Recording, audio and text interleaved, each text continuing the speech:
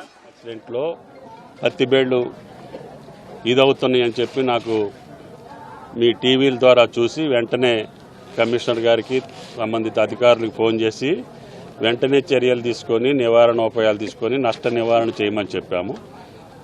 దానికి తగ్గట్టుగా ఫైర్ ఇంజన్లు వచ్చి 10 నిమిషాల్లోనే ఆ యొక్క ప్రమాదాన్ని వాళ్ళకి వీలైన త్వరలో దాన్ని నివారించడం జరిగింది.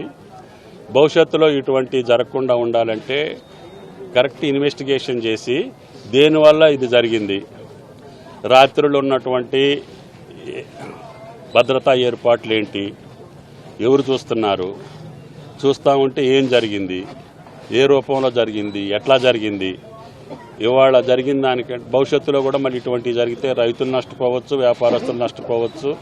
దీనివల్ల పట్టణం మధ్యలో ఉంది కాబట్టి అటువంటి పరిస్థితి రాకూడదు.